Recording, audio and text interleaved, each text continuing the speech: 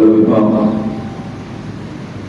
ونهانا عن الشقاق والنفاق، ونستغفره ونتوب إليه من سوء الأفعال والأخلاق، ونشهد أن لا إله إلا الله وحده لا شريك له المحسن الرحيم الخلاق، ونشهد أن محمدا عبده ورسوله المبعوث متمما بمكارم الأخلاق.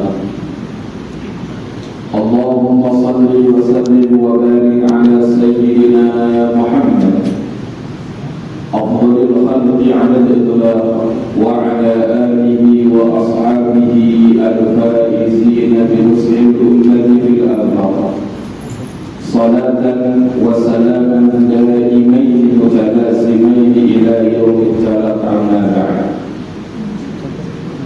قال الله تعالى في القرآن الكريم: لقد جاءكم رسول من أنفسكم عزيز عليه ما عنتم حريص عليكم بالمؤمنين رؤوف رحيم. وقال أيضا: لقد كان لكم في رسول الله أسوة حسنة. وقال رسول الله صلى الله عليه وسلم: لا يؤمن أحدكم حتى أكون أحب إليه من والده وولده والناس أجمعين. وقال أيضا: لا يؤمن أحدكم حتى تكون هواه تبعا لما جئت به. وقال أيضا: من أحيا سنتي فقد أحبني، ومن أحبني كان معي في الجنة، أو كما قال النبي صلى الله عليه وسلم. Yang saya hormati dan saya muliakan Tuan Pengurusi seluruh PJK Masjid atau Surau Al-Hijrah Kelatan, tuan-tuan, puan-puan yang dimuliakan oleh Allah Subhanahu wa Ta'ala. Pertama-tama marilah kita bersyukur kepada Allah Subhanahu wa Ta'ala. Dialah Allah Subhanahu wa Ta'ala yang telah menciptakan kita. Dialah Allah Subhanahu wa Ta'ala yang telah memberikan rezeki kepada kita. Dan dialah Allah Subhanahu wa Ta'ala yang senantiasa mengurus kita.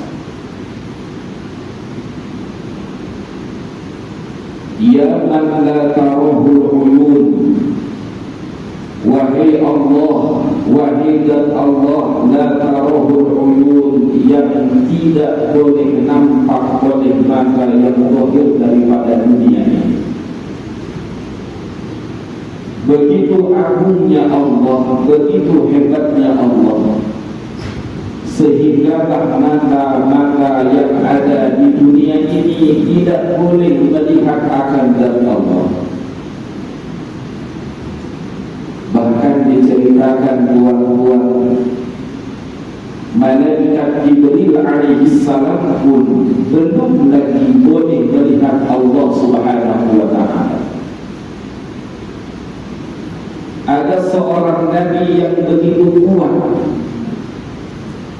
sehinggalah begitu kuatnya ini Nabi, yaitu Nabi Musa alaihissalam. Di dalam riwayat yang sahih yang diriwayatkan oleh Imam Bukhari rahimahullah ta'ala, diceritakan Nabi Musa ini begitu kuatnya didatangi oleh malakul maut, didatangi oleh malaikat Jibril alaihissalam. Maka malaikat Jibril ini diperintah oleh Allah hendak mencabut daripada nyawanya Nabi Musa dalam bentuk rupa laki-laki masuk ke dalam rumahnya Nabi Musa. Maka Nabi Musa ini semasa dia tahu ada laki-laki masuk ke rumahnya, maka dia pukul. Ini laki-laki yang nyatanya adalah malaikat Jibril, sehinggalah keluar daripada biji matanya. Nabi Musa ini begitu kuat tuan-tuan. Bahkan dalam riwayat lain itu, dalam Al-Quran pun disebutkan bagaimana kuatnya Nabi Musa, sehinggalah orang Qibti dipukul oleh Nabi Musa ini hinggalah mati. Tetapi semasa Nabi Musa alaihi wasallam mengatakan kepada Allah, qala rabbi arini anzur ilaik, wahai Rabb, wahai Tuhan, arini, nampakkanlah engkau kepadaku, anzur ilaik, supaya aku boleh melihat akan engkau. Maka Allah menjawab, qala lan tarani, wahai Musa, engkau ini tak akan mampu melihat aku. Kalaulah Nabi Musa yang begitu kuat tak mampu melihat Allah, bagaimana dengan kita yang begitu lemahnya? Dialah Allah, wa la tughayyiruhul hawadis. Allah subhanahu wa ta'ala merupakan zat yang tidak terpengaruh kekuasaannya dengan makhluk. Allah disembah ataupun tidak disembah, kekuasaan Allah tidak bertambah dan tidak berkurang. Di dalam sebuah hadis qudsi, Allah subhanahu wa ta'ala berfirman, ya ibadi wa hamdaku, lau anna awwalakum, seandainya orang yang paling awal di antara kalian, wa akhirakum, dan orang yang paling akhir di antara kalian, wa insakum, baik berupa manusia, wa jinnakum, ataupun berupa jin, ala aqta qalbi rajulin wahidin minkum, mereka menjadi orang yang begitu taat kepada Allah, bahkan menjadi makhluk yang sangat taat kepada Allah, sehingga mungkin ketaatannya itu menyamai baginda Rasulullah sallallahu alaihi wasallam. Maka Allah sebut seandainya seluruh makhluk macam itu, ma zada dzalika fi mulki syai'a, maka itu tidak akan menambah kekuasaanku sedikit pun.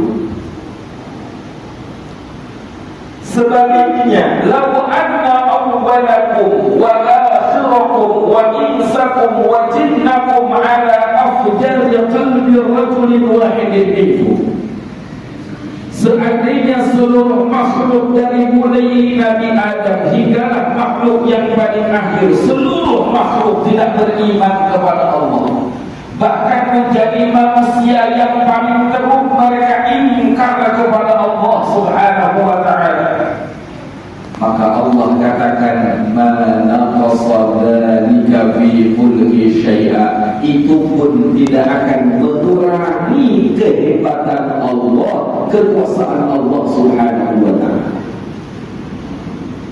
Jadi kekuasaan Allah, kehebatan Allah ini tuan-tuan tidak terpengaruh oleh adanya orang menyembah ataupun tidak adanya orang yang menyembah. Berbeza dengan kekuasaan makhluk. Kalau tuan-tuan tengok di Indonesia kemarin itu kan ada orang ramai, ada Dewan Perwakilan Rakyat. Di sini macam wali kan, dia mengucapkan satu kalimat yang hinggalah kalimat itu nampaknya kurang elok, merendahkan rakyat, menghinakan rakyat. Lagi pun sedang kesulitan, gajinya pun dinaikkan lagi. Kalau ukuran Malaysia ini 1.000 ringgit satu hari. Oh kan, marah rakyat tuh, berdemo datang ke Jakarta, bahkan ke setiap bandar, seluruh pejabat dewan itu dibakar. Maka mulai ketakutan akan kekuasaannya akan habis, dan betul habis. Ketika rakyatnya tidak ada yang menyokong, rakyatnya tidak ada yang mendukung, habis kekuasaannya. Itulah kekuasaan makhluk. Maka tuan-tuan yang dimuliakan oleh Allah Subhanahu wa taala, tuan-tuan yang dimuliakan oleh Allah Subhanahu wa taala, kita mulai majlis kita ini dengan memuji Allah, membesarkan Allah, menghebatkan Allah. Kita bersyukur kepada Allah dengan menghadirkan kehebatan Allah, keagungan Allah. Seluruh makhluk mengetahui kehebatan Allah. Hanya manusia saja yang tak tahu karena kebodohannya.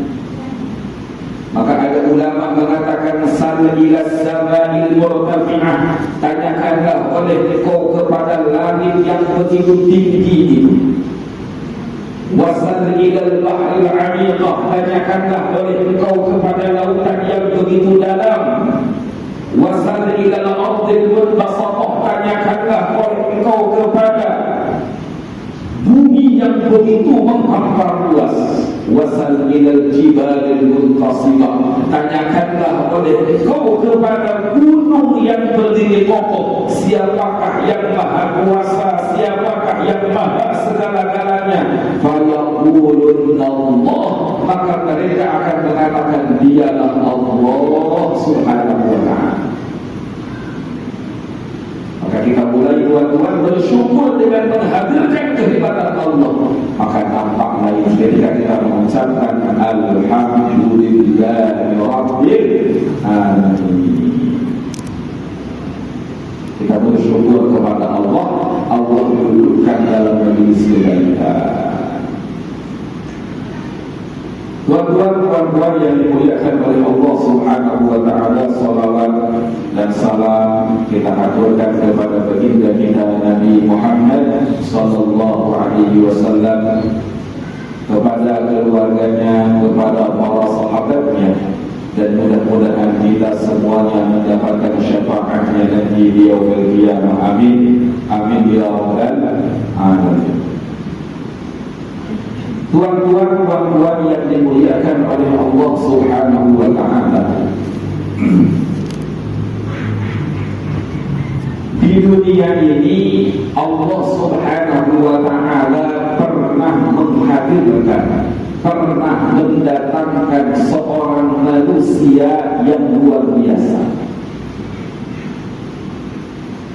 Itulah baginda kita Nabi Muhammad sallallahu alaihi wasallam. Keelokan baginda Nabi, keindahan baginda Nabi, kelebihan baginda Nabi, tidak akan ada makhluk baik sebelumnya ataupun setelahnya yang boleh menyamainya.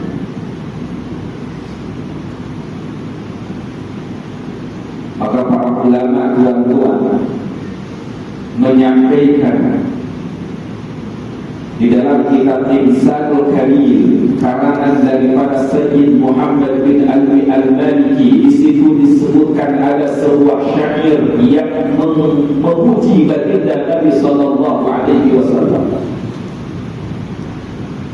Kamalat mahasinuhu, begitu indahnya dan begitu eloknya baginda Nabi Muhammad sallallahu alaihi wasallam.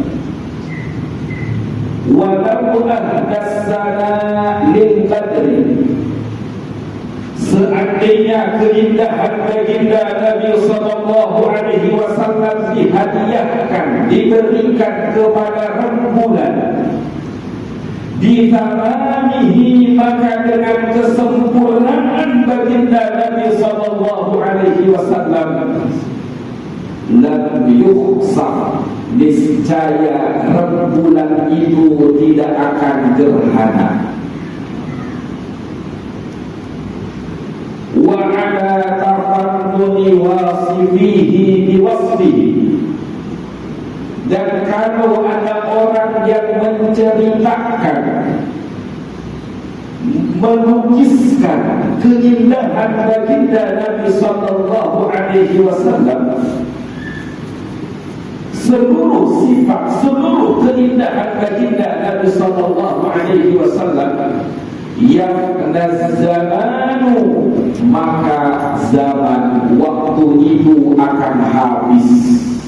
Wa fihi ma lam yusah, sementara keelokan baginda sifat Nabi sallallahu alaihi wasallam belum lagi boleh diceritakan secara keseluruhannya.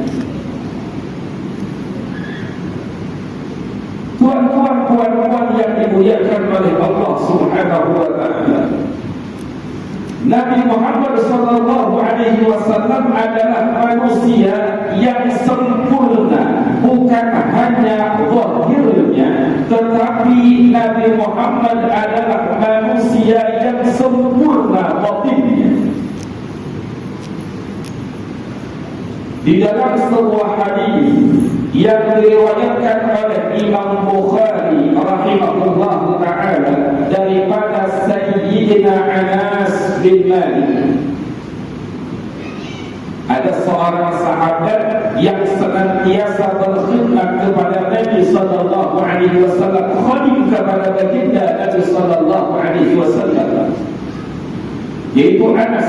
Sayyidina Anas mengatakan, kana Nabi sallallahu alaihi wasallam, adanya baginda Nabi sallallahu alaihi wasallam itu adalah ahsanan nas, merupakan manusia yang terbaik.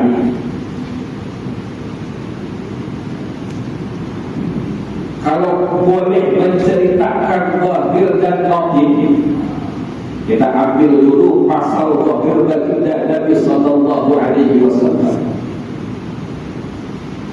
Tuan-tuan, puan-puan yang dimuliakan oleh Allah Subhanahu wa taala, kalau kita berbicara tentang kehandsoman Nabi, kegantengan Nabi, masih ada juga orang yang handsome. Artinya berlaku juga kegantengan itu di manusia-manusia yang lain, meskipun Nabi adalah manusia yang paling handsome di dunia ini. Tetapi begitu sempurnanya baginda Nabi sallallahu alaihi wasallam, sehinggalah para ulama menyatakan apa yang berlaku dalam mana-mana manusia, yang itu adalah merupakan sebuah kekurangan, tapi kalau itu berlaku dengan baginda Nabi sallallahu alaihi wasallam, maka itu menjadi satu kelebihan. Tuan-tuan, manusia ini ada keringat. Perdana Menteri ada keringat, YB pun ada keringat, semua manusia ada keringat. Dan itu menjadi kekurangan, tuan. Kalau kita berkeringat tuh, mau handsome macam mana pun tetap bau juga. Ada pelakon cantik luar biasa, kalau sudah berkeringat tak mandi 1 minggu, macam mana tuh baunya? Tapi baginda Nabi sallallahu alaihi wasallam dengan kesempurnaannya, tidak ada kecatatannya, khuliqa mubarra'an min kulli aib, engkau diciptakan terbebas daripada kecacatan, kekurangan. Nabi Muhammad ini digambarkan oleh Sayyidina Anas, karena araquhu, adanya keringat Nabi sallallahu alaihi wasallam itu seperti mutiara yang gemerlap. Kalau siang hari, tuan-tuan, kita berkeringat tuh kan. Nabi kalau berkeringat itu, butiran-butiran keringat baginda Nabi sallallahu alaihi wasallam itu seperti mutiara. Lalu keringat baginda ini bukan bau macam kita. Nabi ini berkeringatnya tuan-tuan ini lebih harum daripada minyak kasturi. Jadi para ulama sebut baginda Nabi itu memakai minyak wangi bukan untuk mewangikan tubuhnya, hanya untuk mencontohkan kepada umat tentang sunnah memakai minyak wangi. Nabi ini harum tubuhnya lebih harum daripada minyak kasturi. Maka Ummu Sulaim, ibu daripada Sayyidina Anas, ketika masa Nabi sedang tidur, kemudian Nabi Muhammad SAW berkeringat, maka keringat yang bercucuran itu dikumpulkan oleh Ummu Sulaim, sehingga baginda Nabi SAW terbangun dari tidurnya. Maka Nabi pun terkaget, kemudian bertanya kepada Ummu Sulaim, "Wahai Ummu Sulaim, apa yang kau lakukan?" Maka Ummu Sulaim menjawab, "Aku ini sedang mengumpulkan keringat engkau." Untuk apa? Untuk dicampur dengan minyak wangi. Tidaklah minyak wangi bercampur dengan keringat baginda Nabi SAW kecuali akan lebih menambah wanginya dan keharuman. Berbeza dengan kita tuan-tuan, kalau minyak wangi dicampur dengan keringat kita ini, yang ada minyak wangi yang mahal pun menjadi rusak. Baginda Nabi ini bertambah harum. Ini pasal keringat tuan-tuan yang berlaku dalam mana-mana manusia itu kekurangan. Manusia juga mempunyai air dalam mulut kita. Saya tak paham di sini disebut air apa. Kita meludah itu air apa? Air ludah kan? Di Indonesia air ludah kan? Saya tak paham bahasa salah. Air ludah baginda Nabi SAW di tuan-tuan. Kalau kita punya air ludah, apalagi kalau bangun tidur, kita punya suami, kita punya istri, meskipun cantik, macam manapun, handsome, macam manapun kita sebut, engkaulah manusia yang paling aku cintai di dunia ini. Tapi sanggupkah kita mencium aroma mulut suami kita atau istri kita semasa bangun tidur? Kita katakan cinta, tapi sanggupkah? Belum tentu sanggup. Baginda Nabi SAW, Allah jadikan air ludahnya itu begitu barakah, harum, bahkan boleh menjadi obat.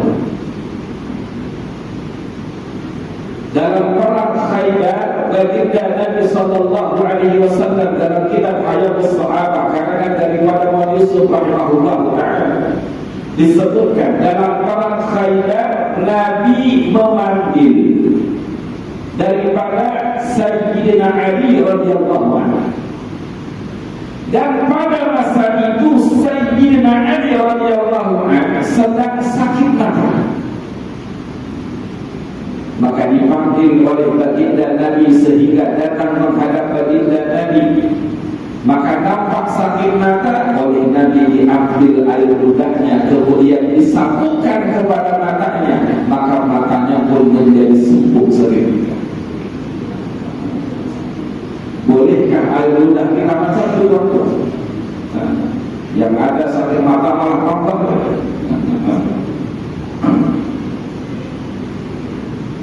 Dalam satu riwayat tuan-tuan, ada seorang wanita yang setiap hari itu dia punya perkataan, itu perkataan yang senantiasa mengganggu orang lain. Jadi tak elok kalau bicara itu yang tak elok, tidak sopan, tidak beradab.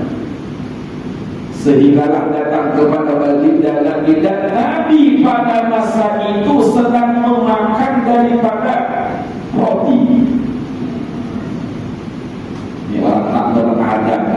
Dia meminta ibu roti kepada baginda, padahal roti itu sedang dimakan oleh baginda.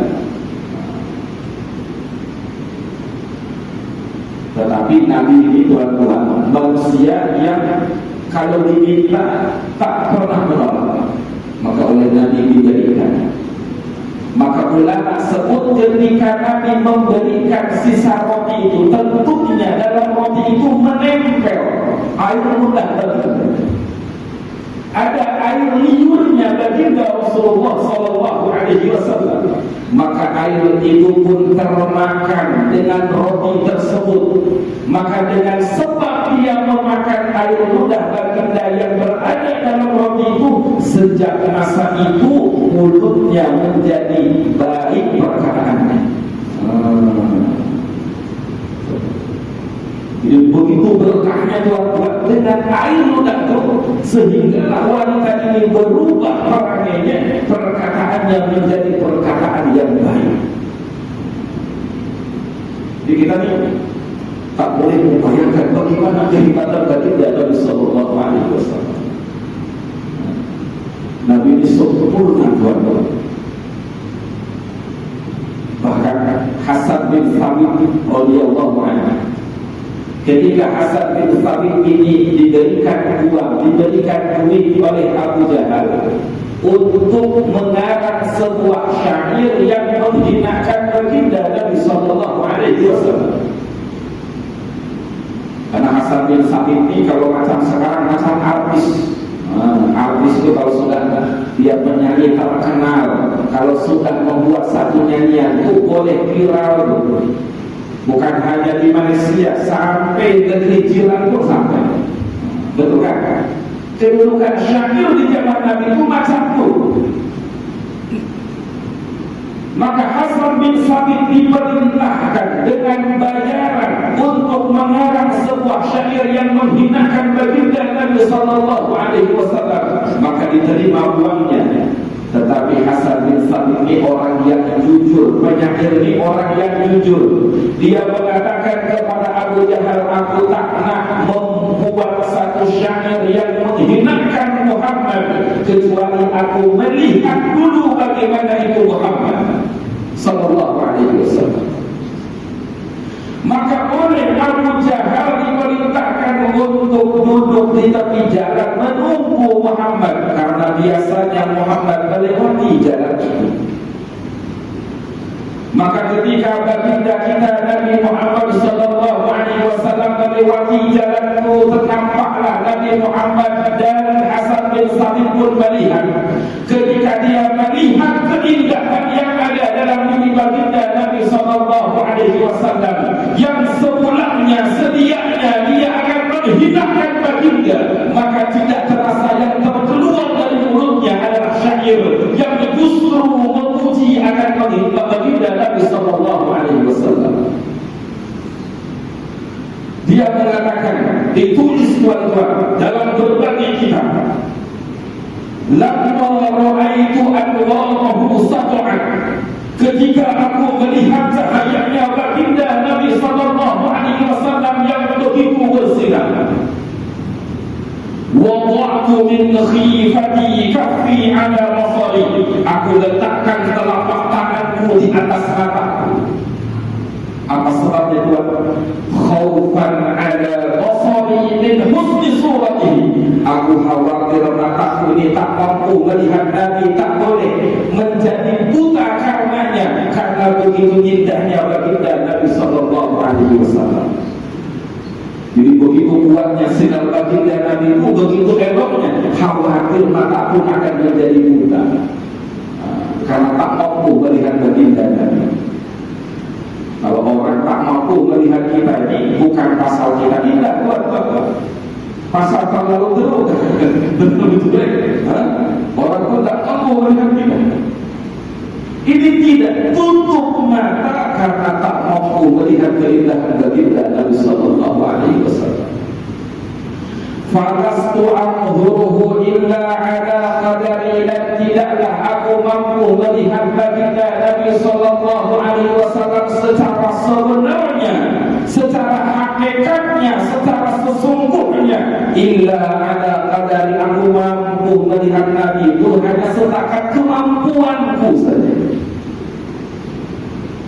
Ruhun minan nur, baginda Nabi itu ruhnya diibaratkan seperti cahaya bersinar warna fi jismin minal qamari, yang Allah letakkan dalam jasad yang indahnya seperti rembulan. Kahul yakin nusijat fil anjumi zuhari, seperti emas, seperti perhiasan, seperti apa nih? Kalau masalah kalung, wanita itu pakai apa? Kalung kan? Seperti kalung perhiasan yang dihiasi sisi-sisinya itu dengan bintang-bintang yang berlapang. Itulah keindahan baginda Nabi sallallahu alaihi wasallam, dan itu pun belum lagi menggambarkan keindahan Nabi yang sebenarnya. Maka dalam satu ayat Tuhan yang sering kita baca, laqad ja'akum rasulun min anfusikum, telah datang kepada kalian seorang rasul min anfusikum, dari golonganmu, dari bangsamu. Tapi ada riwayat lain dalam orang ini, Imam Nawawi menyampaikan satu riwayat bahwasanya Abdullah ibnu Abbas ini terkadang membaca laqad ja'akum rasulun bukan min anfusikum, tapi membacanya dengan min anfasikum. Dan ini pun diriwayatkan daripada baginda Nabi. Apa beza antara min anfusikum dengan anfasikum?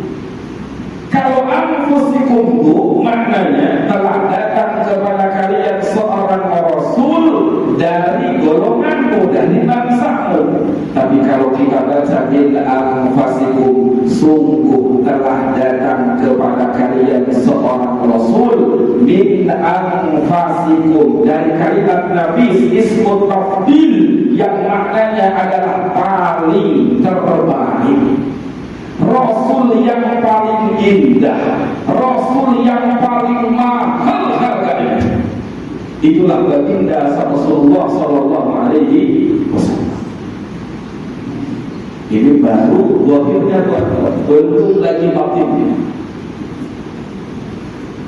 Kita cerita pasal batin Nabi sallallahu alaihi wasallam. Terus. Kita bercerita pasal batin Nabi sallallahu alaihi wasallam, akhlak Nabi sallallahu alaihi wasallam.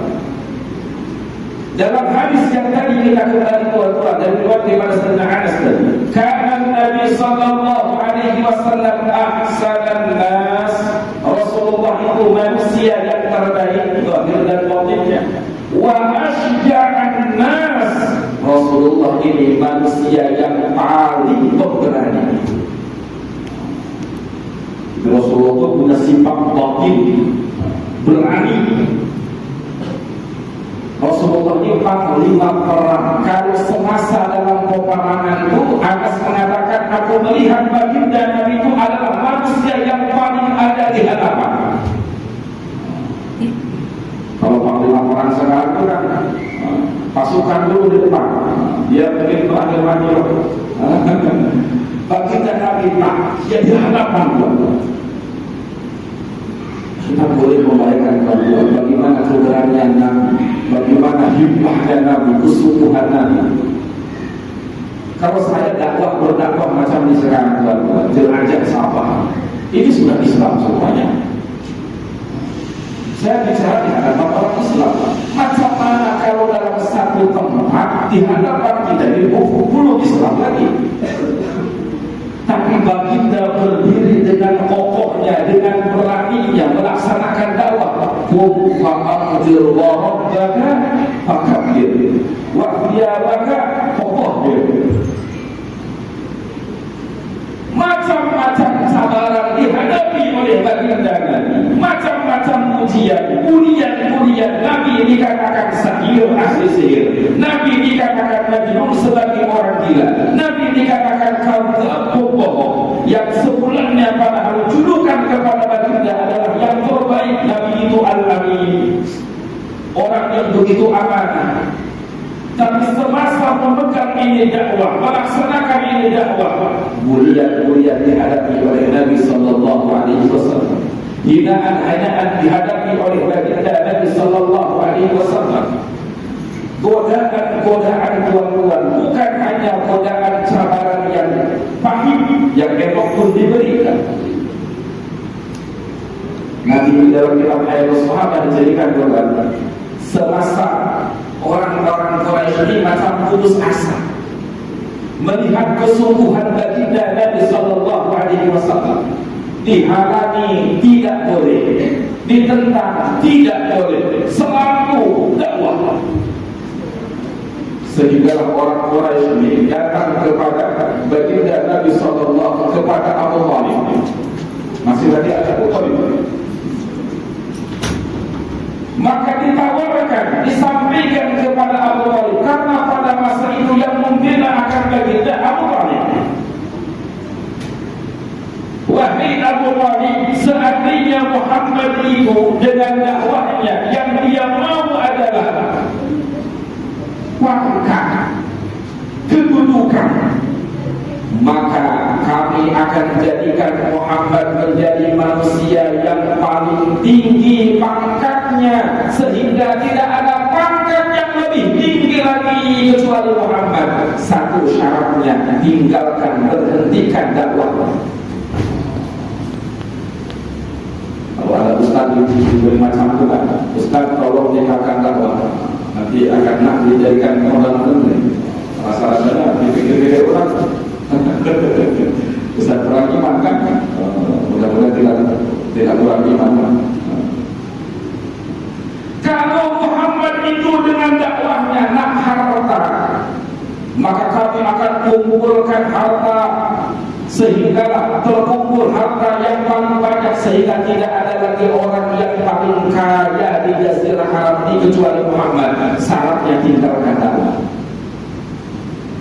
Tuan-tuan macam tuan-tuan jangan sholat dulu sendiri, nanti kami bagi duit 1 juta. Kira-kira macam mana tu? Rasanya dipikir-pikir juga kan? Alhamdulillah juga. Kalaulah Muhammad itu dengan dakwahnya ingin wanita, maka kami akan kumpulkan bukan hanya 1, 10 kalau perlu. Kalau boleh 10 pun boleh. Yang paling cantik di Jazirah Arab, syaratnya tinggalkan. Bagaimana keberanian baginda, cabaran-cabaran, hinaan-hinaan dihadapi. Sekarang tawaran-tawaran yang begitu elok dihadapi dengan keberaniannya. Maka disampaikan oleh Abu Thalib tawaran daripada seluruh orang Quraisy kepada baginda Nabi sallallahu alaihi wasallam. Maka Nabi sallallahu alaihi wasallam dengan gagah berani, dengan kemantapan, dan Nabi merasa satu-satunya yang membela itu Abu Thalib. Tapi Abu Thalib pun macam menyampaikan kepada baginda. Nabi pun merasa Abu Thalib pun macam sudah berubah. Maka Nabi sampaikan, law wada'u syamsa fi yamin, seandainya mereka meletakkan matahari di tangan kananku, simbol kekuasaan, simbol kehebatan. Wal qamara fi yasari, mereka meletakkan rembulan di tangan kiriku, simbol keindahan, harta, wanita dan sebagainya. Ala an atruka hadhihi, supaya aku meninggalkan dakwah ini, supaya aku meninggalkan perkara ini. Ma taraktuhu abadan, sekali-kali aku tidak akan meninggalkannya. Hatta yudhhirullah, sehingga Allah menenangkannya. Au ahlika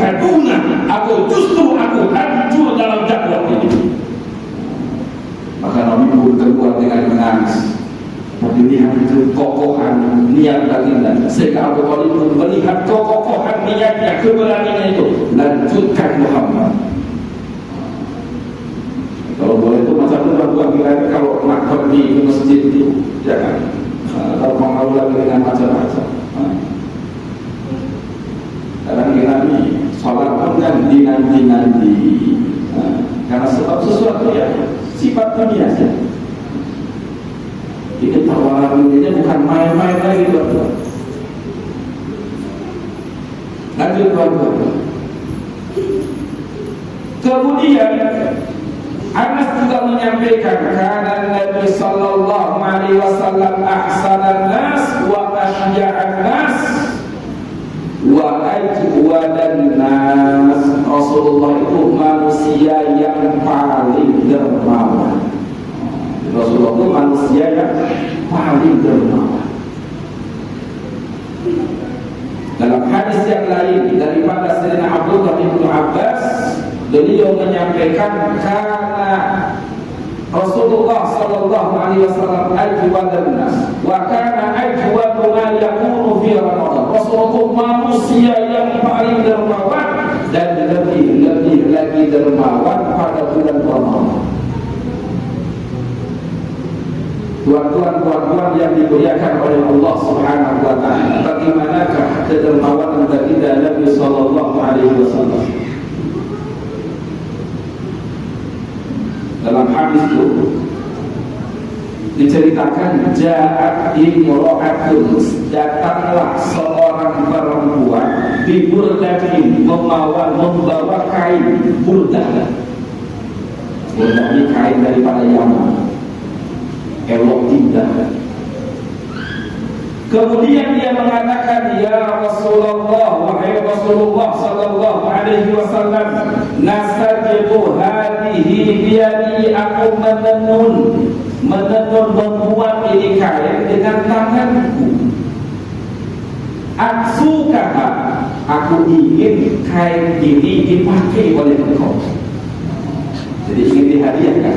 Maka Nabi ini karena berhajat diterima oleh Nabi.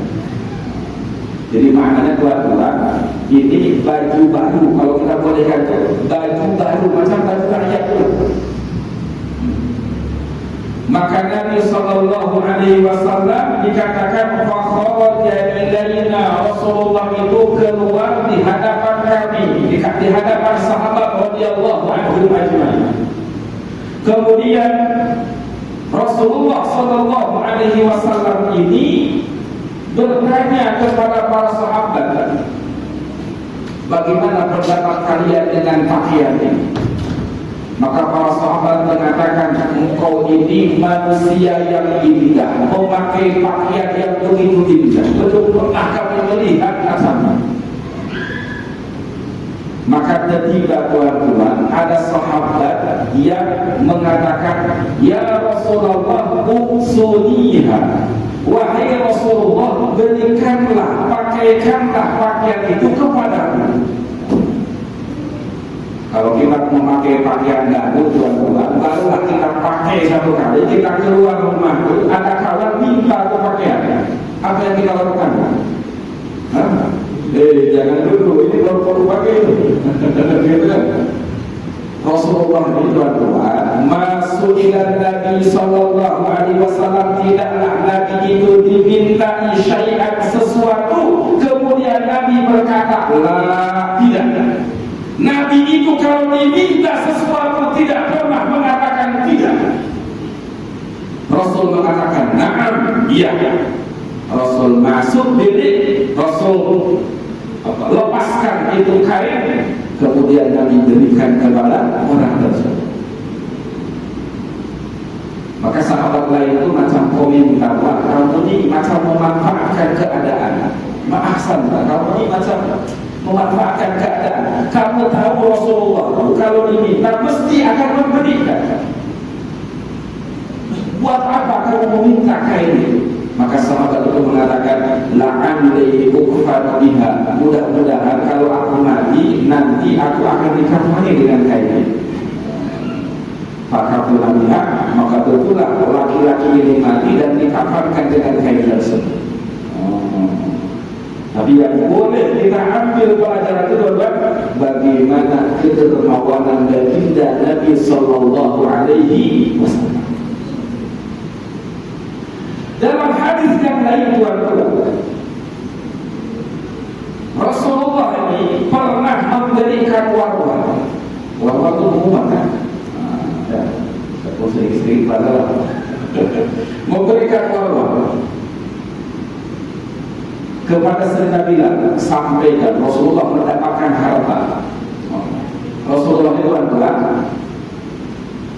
bersedekah nanti, apalagi di bulan Ramadan, karihil mursalah, seperti angin yang berhembus. Angin itu macam mana tuan-tuan? Angin itu datang, dia akan langsung lanjut. Begitulah Rasulullah, kalau mendapatkan harta, Rasulullah akan terus bagi, direct habiskan. Kalau tuan-tuan dapat 1 juta ringgit sekarang di ekor, apakah boleh kita mampu langsung 1 juta itu habis satu hari? Kita kumpulkan orang kampung, kita bagi-bagi. Ada yang macam itu? Kalau ada orang macam itu di zaman ini, kita akan katakan orang gila. Betul kan? Padahal Nabi itu buat macam itu tuan-tuan. Karena Nabi itu tak tenang kalau dia bermalam, kalau dia tidur pada malam itu, sementara masih ada harta yang tersisa. Itu Nabi. Kalau kita terbalik, kita tak dapat tidur kalau kita tak punya harta. Kalau Nabi itu justru kalau ada harta, takut bermalam, khawatir kalau itu mati sementara masih ada harta. Allah. Maka datanglah para sahabat dengan warwah itu, datang ke masjid mengambil keperluan-keperluannya, hajat-hajatnya, sehingga habis itu harta. Masih ada lagi orang yang belum mendapatkan. Maka Nabi mengumumkan, siapa yang belum mendapatkan hajatnya, maka berhutanglah kepada kedai-kedai yang ada di sekitar masjid itu. Nanti aku yang akan membayarnya. Oh, macam itu.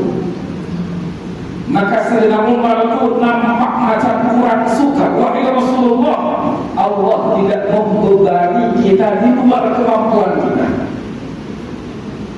Fataghayyara wajhu Rasulillah, maka berubahlah wajah Rasulullah Sallallahu Alaihi Wasallam macam marah dengan perkataan ini. Maka Sayyidina Bilal itu paham Rasulullah nampak akan marah. Maka Sayyidina Bilal mengatakan, anfiq ya Rasulullah wa la takhaf min al-'arsy iqlala. Teruslah engkau berinfak wahai Rasulullah, dan jangan khawatir apa yang ada di sisi Allah itu akan habis. Maka Rasulullah pun kembali senang. Rasulullah itu tak mau kegemarannya, kedermawan itu berganggu. Itu Rasulullah. Dalam riwayat lain lagi, Rasulullah kalau masa awal Islam itu belum lagi mendapatkan kemenangan, peperangan, tidak belum ada ghanimah. Rasulullah ini kalau ada orang mati, maka Rasulullah akan bertanya, orang ini punya hutang atau tak punya hutang? Kalau orang ini punya hutang, maka Rasulullah sebutkan, sallu ala sahibikum, kalian saja yang menyerahkan. Rasulullah tak mau menyerahkan orang yang masih ada hutang di awal-awal Islam. Ketika Islam sudah mulai berjaya dua-dua, banyak ghanimah datang, banyak hadiah-hadiah datang, Rasulullah memberikan satu maklumat. Man mata wa alaihi waqfa'a, man mata falahu mal, barang ma'alaihi mal, barang siapa yang mati dan dia mempunyai harta, fali warafati, maka hartanya itu berikanlah kepada ahli warisnya. Wa man mata wa alaihi dainun, dan barang siapa yang mati sementara dia mempunyai hutang, fa alayya qada'uh, maka akulah yang akan membayarnya. Ini pemimpin luar biasa. Ya, kalau wajibi macam itu kan, nampaknya dipilih lagi tuh. Kalau ini buat mama macam itu, kalau ada yang mati kampung ini, di kawasan ini, Dia punya hutang, aku nanti yang bayar. Oh, masya Allah. Tadi pun saya sampaikan juga, tadi saya berkuliah di mana? Di Bipop, satu daerah Bipop. Kita sampaikan juga itu, ketawa sama beliau. Allah. Bagaimana kita mencontoh bagaimana baginda Nabi Sallallahu Alaihi Wasallam. Kelembutan baginda tuan-tuan luar biasa. Ada buku apa betul? Baginda Nabi Sallallahu Alaihi Wasallam begitu lembut. Sayyidina Anas mengatakan, khadamtu Rasulullah, aku ini berkhidmat melayani Nabi. Satu riwayat mengatakan 9 sinin, 10 sinin. Satu riwayat mengatakan 9 tahun. Dalam hadis lain mengatakan 10 tahun berkhidmat melayani Nabi. Maka semasa berkhidmat kepada Nabi itu, Sayyidina Anas mengatakan, tidak pernah aku mendengar Rasulullah itu mengatakan lima fa'alta kada wa kada. Kenapa kamu buat macam ini?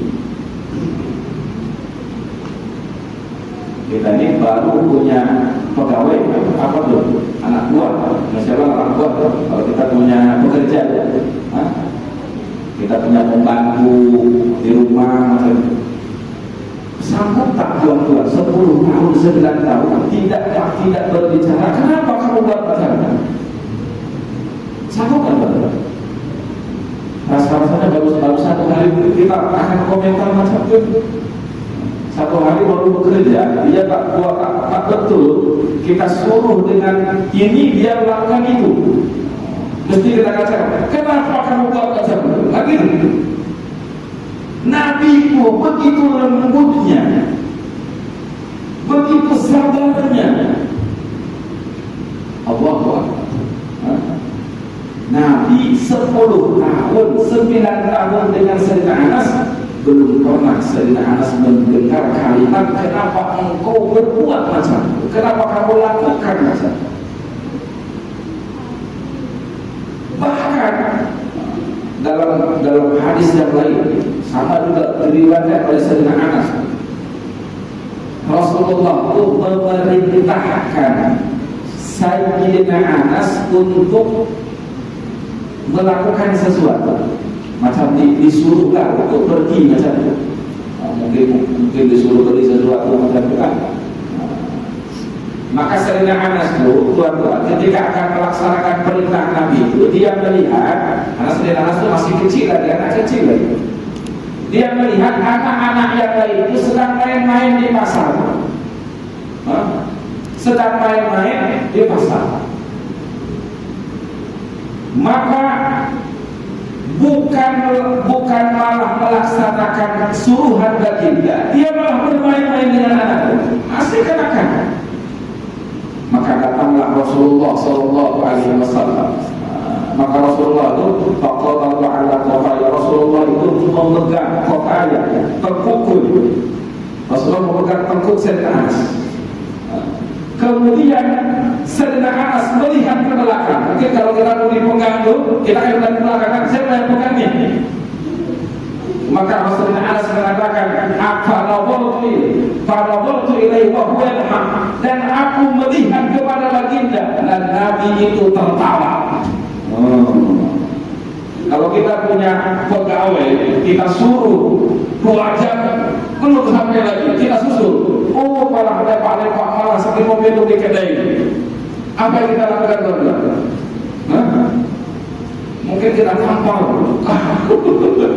Kau ini macam mana? Aku tunggu 2 jam. Tak, Nabi itu begitu sayangnya, begitu lembutnya. Sayyidina Anas itu malah main-main, Nabi pegang lehernya. Kemudian ketika Sayyidina Anas menoleh, Nabi pun tertawa. Bagaimana keelokan sifat baginda Nabi Sallallahu Alaihi Wasallam. Suami yang terbaik itulah baginda Nabi Sallallahu Alaihi Wasallam. Kesibukan baginda berdakwah, kesibukan baginda mengajar, kesibukan baginda berperang, tidaklah melupakan hak kepada kedua Diceritakan oleh istri baginda, kalau ada kasut baginda yang terlepas, baginda akan menjadi membaiki sendiri. Kalau ada baju yang robek, baginda sendiri yang akan menjadi.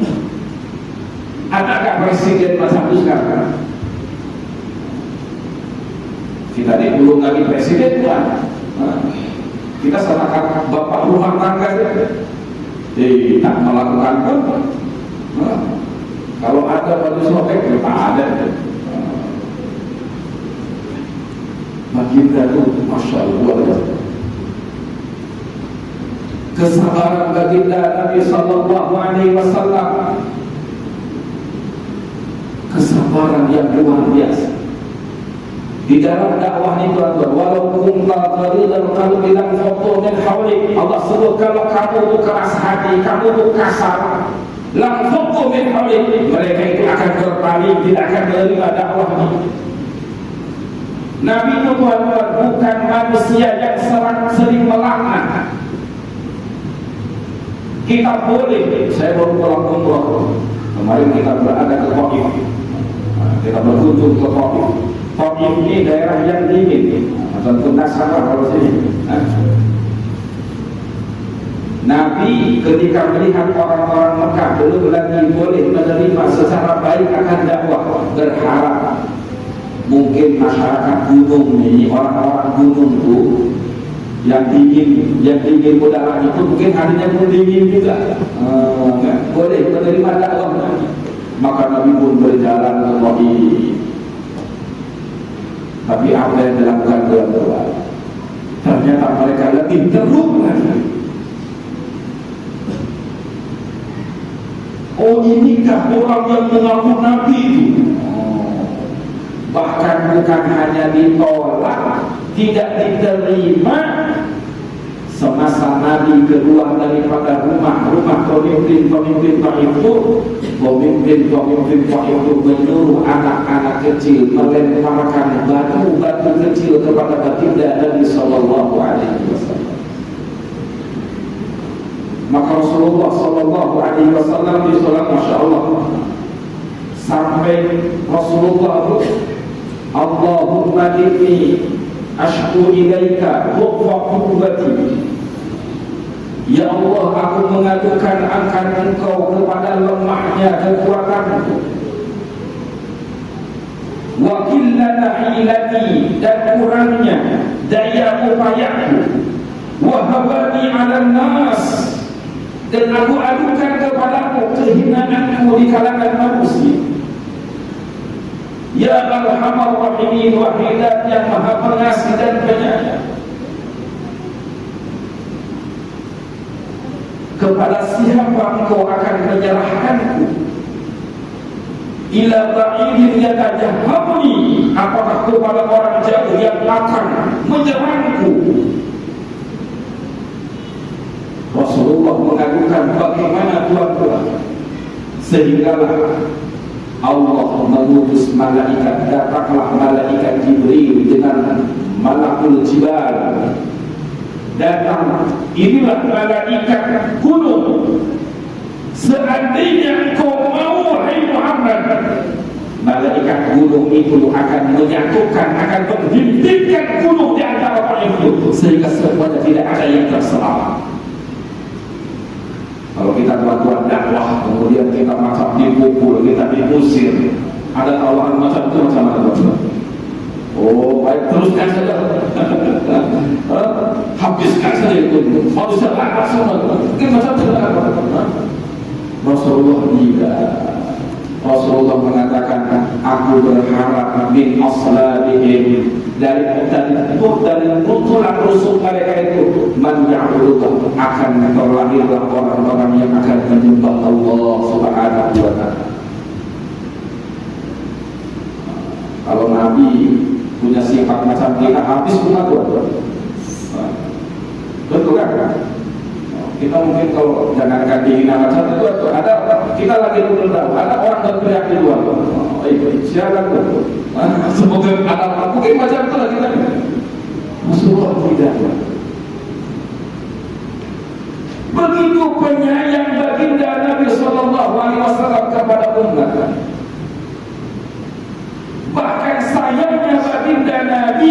tuan-tuan, bukan hanya kepada orang yang taat, bahkan kita lihat kemarin kalau kita ke Rotoh itu, dalam Rotoh itu kan kita akan berziarah kepada makam baginda itu. Di situ ada tulis syafaati li ahli al-kabair min ummati. Syafaatku ini diberikan kepada ahli al-kabair, orang-orang yang berbuat dosa besar di kalangan umat. Rasulullah setiap kali mempunyai doa yang makbul. Rasulullah datang kepada rumahnya Siti Fatimah radhiyallahu anha. Kemudian Rasulullah mencium daripada mulutnya Sayyidina Hasan dan mencium lehernya Sayyidina Husain radhiyallahu anhu. Maka nampak ini apa yang dilakukan oleh Rasulullah? Kenapa engkau mencium ini berbeza? Kata Rasulullah, Hasan ini akan mati diracun, Husain ini akan mati dipunggal leher.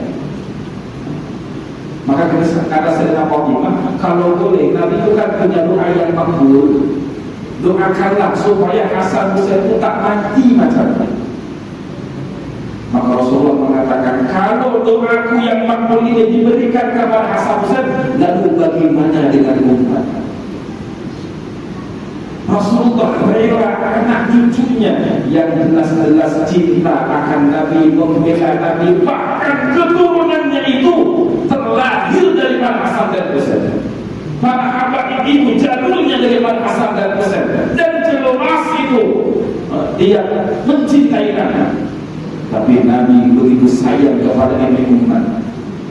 Siapa yang Nabi bilang? Kita tuan-tuan, umatnya yang macam ini tuan-tuan, yang hari-hari kita maksiat kepada Allah, yang hari-hari bahkan mungkin Allah ada cintakah kita kepada baginda atau tidak? Allah Ta'ala setakat mengaku cinta, tapi perbuatan kita macam tak cinta kepada Nabi Sallallahu Alaihi Wasallam. Kita pun masih punya idola-idola yang lain, bukan idola kita baginda Nabi Sallallahu Alaihi Wasallam. Tapi Nabi begitu mencintai, sehingga ketika wafat ummati yang Nabi sebut umat. Itu tuan-tuan adalah kesimpulan sifat baginda Nabi Sallallahu Alaihi Wasallam. Maka tuan-tuan ada dua perkara kepada baginda ini. Yang pertama mahabbah, cinta. Yang kedua mutaba'ah, dan mengikuti anak baginda. Dua perkara ini tak boleh dipisah, tuan-tuan. Mahabbah, cinta kepada Nabi itu harus diikuti dengan mutaba'ah. Begitu mutaba'ah harus dengan mahabbah. Kalau setakat cinta tidak mutaba'ah seperti Abu Thalib. Kalau hanya mutaba'ah tanpa mencintai Nabi seperti orang munafik. Orang munafik itu ikut perang dengan Nabi, ikut sholat dengan Nabi, tapi dalam hatinya tidak ada kecintaan kepada baginda Nabi Sallallahu Alaihi Wasallam. Maka Rasul sebut, man ahya sunnati faqad ahabbani, wa man ahabbani kana ma'i fil jannah. Inna muhibba liman yuhibbu muti'ah. Orang yang cinta itu kepada orang yang dicintainya, dia akan senantiasa taat.